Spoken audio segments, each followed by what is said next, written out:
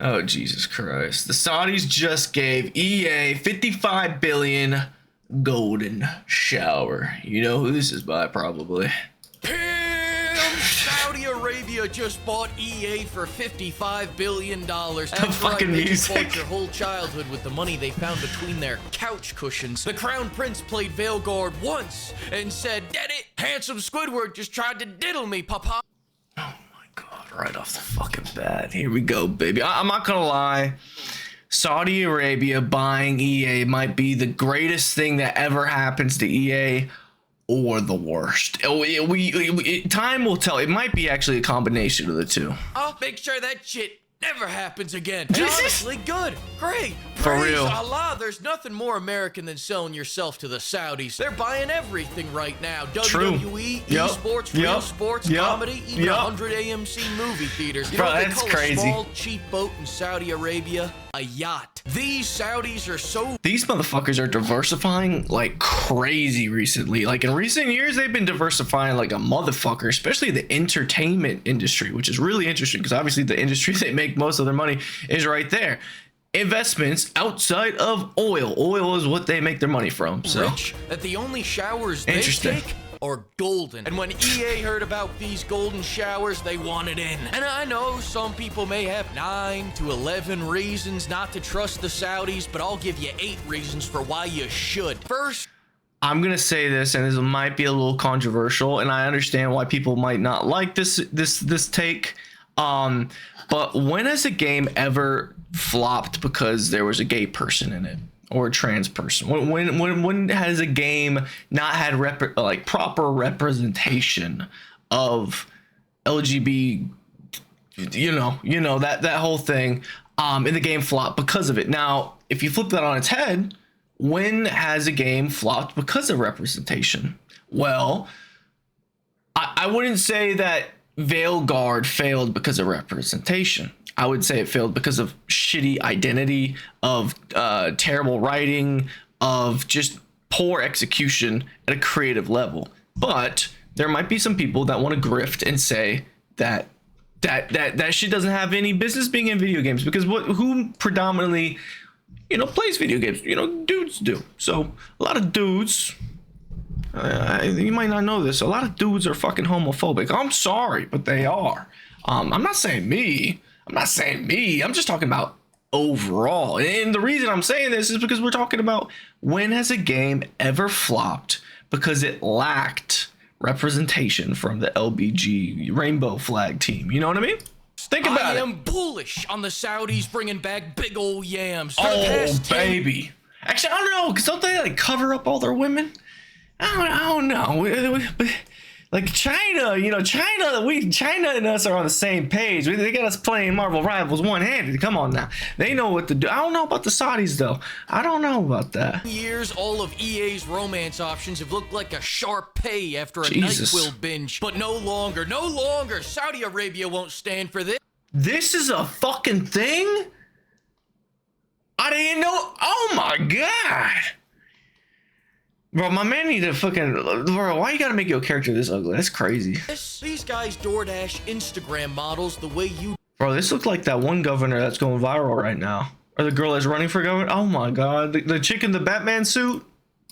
Get ready for modestly dressed, big booty Latinas in Ah, stripes. shit. And just when you think things can't get better, oil money is about to bring back your childhood pimp. Need for Speed, Army of Two, Dead Space, they're all gonna... I would say yes, because I think the overall trajectory of remakes have been very successful. Like Oblivion, we just saw leaks of KOTOR. If that game comes out, it's going to do phenomenal. I mean, look at another PlayStation exclusive that's a remake, and they've made a whole fucking trilogy out of it, is Final Fantasy VII. These remakes are phenomenal. And I know there's a lack of new ideas and iconic IP that's new, and it sucks. It does.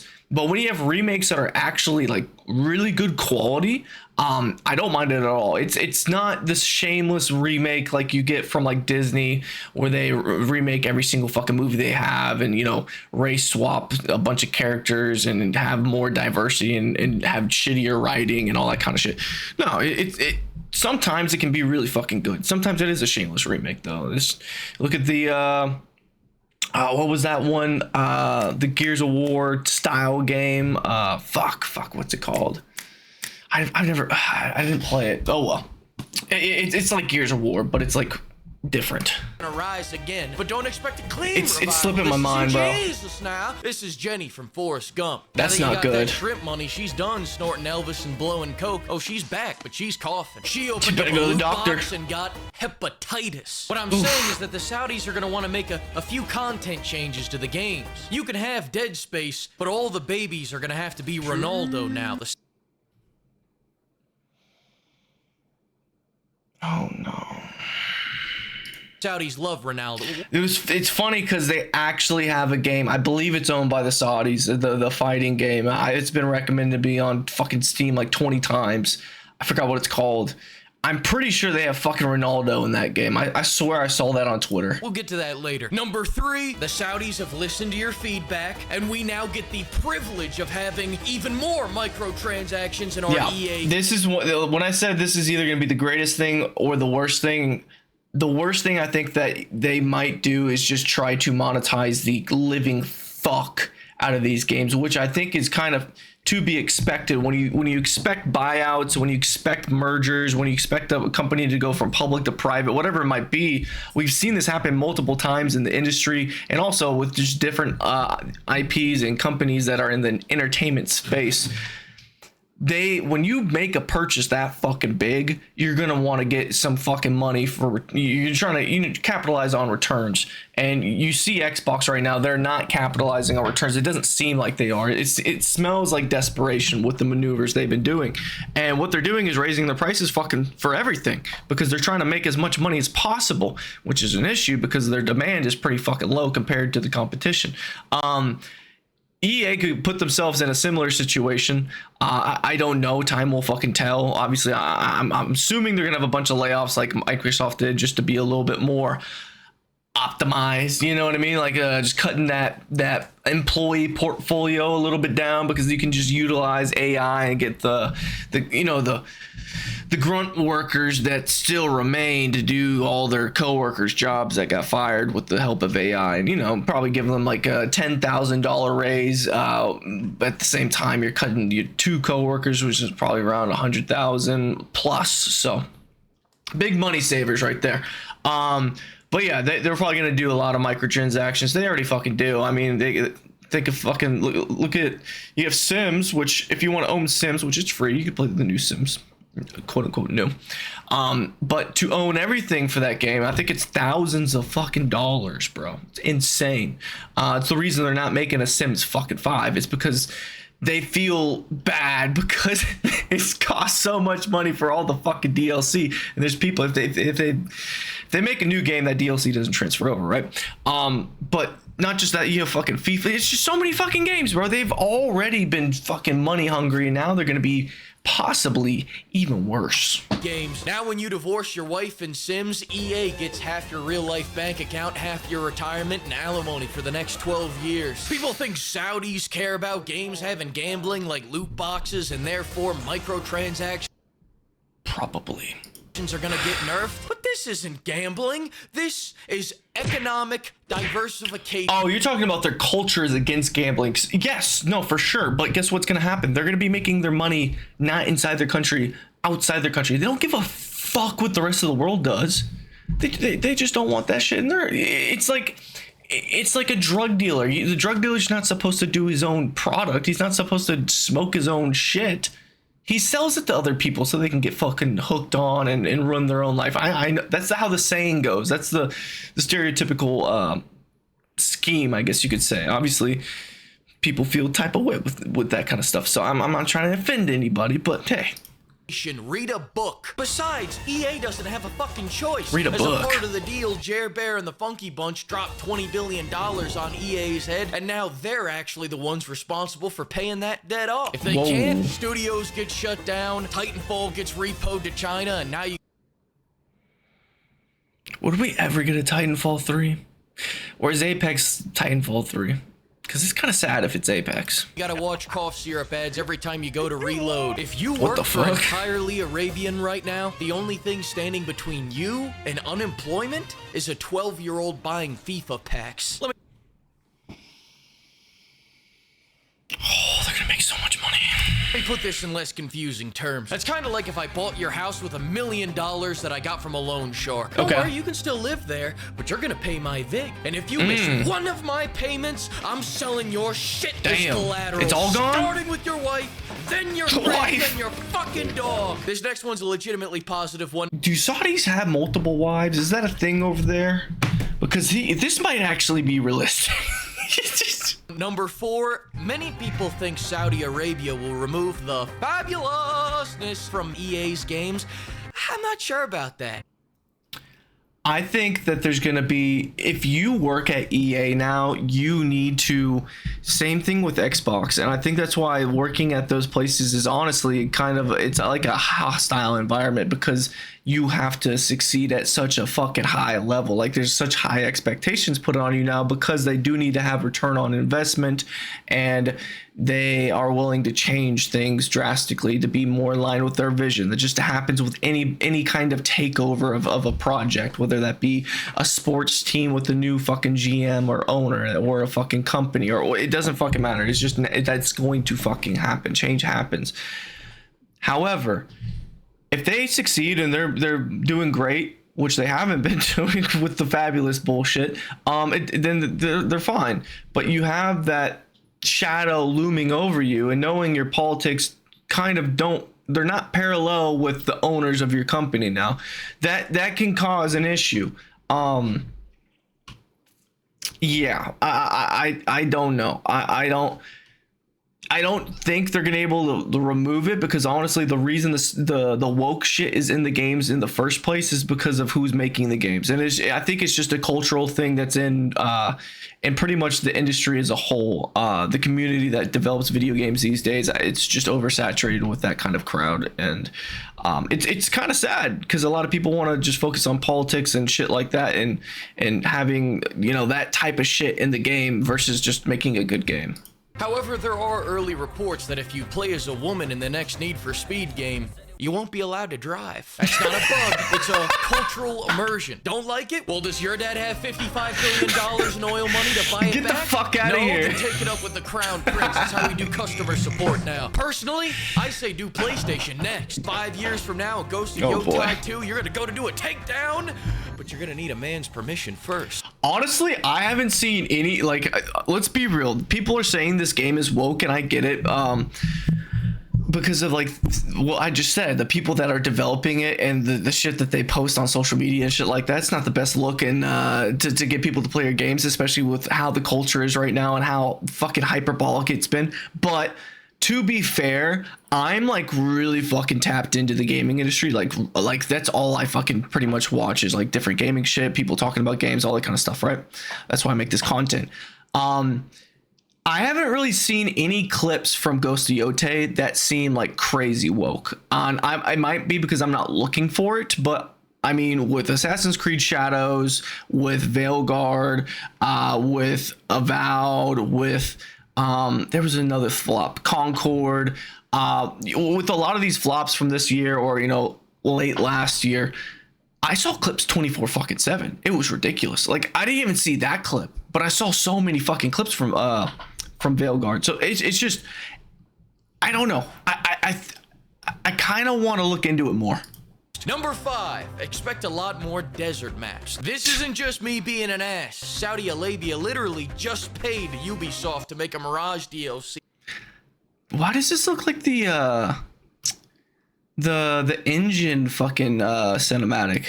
In their backyard. Number 6, the suits never listen to the fans. We want Crisis, they give us another Madden. We want Need for Speed, they give us F1. Where the fuck's the rest of the car? But now, under the Saudis, if you want something made, you can just friend the Crown Prince on Steam and ask him really nicely. God. Better yet, gift him a game on Steam, and maybe a few days later, if the Crown Prince likes it, bada bing, bada boom, Femboy Fuda gets a $1 billion budget sequel featuring Cristiano Ronaldo. But that's another thing. Number 7, there's going to be a real small change to EA games moving forward. Ronaldo will be in every single one of them now. The Saudis are bullish on Ronaldo. They just paid him $700 million. What? How many years? Newly engaged 700 million contract. How many years is this 700 million contract?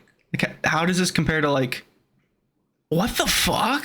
$1 to stay in their lives for a couple more years. Hell, they just bought a whole fighting game franchise just so they could put Ronaldo in. Yep, this is what I was talking about. And big titties are a package deal. You can't have one without the other, pimp. The Saudis love all we need Ronaldo. is big titties. That's all we need, brother. Change. Number 8, EA might die from success. We've seen a lot of people die this year from success. Veilguard, Avowed, Concord, and you can't forget about the failed success. I think it is possible that a lot of these big studios will die in the next 10 years, next 10 to 15 years. I actually think that is plausible. I think there's going to be, we're seeing indies, tools right now are being put out to the public where creatives are pretty much, it's a lot easier to develop a video game or a TV show, animation, whatever it might fucking be. It's a lot easier. Music, there's so many tools that are open to the public now that are actually really powerful. And I do think that individual creators are going to, like, you saw this with news and podcasts. You know, people like kind of started going towards the individual creators a lot more. Because they weren't, you know, cookie cutter and they weren't censoring themselves. People just enjoyed it a little bit better. They're not, you know, bought and paid for already. And so I think that mindset, that stigma, kind of will rhyme what's going to happen in the gaming industry. I don't think all the big companies are going to die, but I think it is possible a lot of them will fall apart, especially the ones that are being bought up. Because if they're not profitable and there's so much money that's tied up into it and it's all been bloated and, you know, COVID bloated everything. It's just, I don't know, man. It's really interesting. Best of the year, Ubisoft. Ubisoft succeeded so hard that all their biggest IPs are now operated by China. I have no clue Shout out what to success Tencent means anymore, but I know that you can't spell it without Saudi Arabia. I love Saudi Arabia. Come check out the famous beaches of Saudi Arabia. Come grab a beer and do some gambling with me in the jiggle joints of Saudi Arabia. Thank you to Saudi Arabia for using code bail money. Anything to add, old Billy Red Nuts? What is this? Silk Song ruined everything? Right. How did Silk Song ruin everything? What the fuck? Because it came out? I never played the first one. Shout out to Fleekazoid, phenomenal video, man. Really good video. He does this. I haven't really talked about this subject at all, I don't think, but this is a very interesting subject to me. But let's look at the comment section below. Randy bricked my computer, so we're making fun of EA instead. It just took 55 billion to lure Fleek back after 3 weeks, worth every cent. There's nothing more American than selling yourself to the Saudis, my side. Yeah, I wonder how. Well, that's not owned by EA. It's owned by Microsoft. I was gonna make a joke about the flying sim. It doesn't matter. Electronic Arabs. I saw this thing when this first happened. It was on Twitter and it was Battlefield 6 and it was like, oh, we just got a new skin update and it had a bunch of dudes in the fucking robes from the Middle East and the fucking head wraps and shit. This shit was fucking funny as hell. 45 seconds in, 9/11 reasons. Oh, 9 out of 11 reasons. Oh shit. I didn't even fucking catch that. The most astonishing part of this was that EA is worth $55 billion. Yeah. It is interesting, the whole concept too. And I don't know if I posted the video. I made a bunch of videos back when I was on my break. I think one was about this. It's really weird. Like the management that's making this deal. I'm gonna go into full screen mode. It's weird because like Donald Trump's, I think it was his son-in-law, is like the guy overseeing the deal, the merger, or whatever you want to call it, the buyout, or I don't even know what you consider it, because they're going from public to private, which is like the stock market and shit like that. So I don't know, but it's really fucking odd. It's Donald Trump's fucking stepson, or it's not stepson, but son-in-law. It's really fucking weird, bro. Really weird. He's handling the deal. the big deal. I guess he read Donald's book. You know, the good old deal, the great deal, the power of the deal, whatever the fuck that shit's called. But yeah, nevertheless, I will see you guys in the next one. We'll probably talk about the subject a little bit more in depth later on. But yeah, man, hit the like button, help push it out to more people, man. I'm a small creator. Comment down below with your thoughts, interject wherever you want to. I love keeping the conversation flowing in the comment section, and hit the sub button, man. Let's get to 10K. I'll see you guys in the next one. Deuces.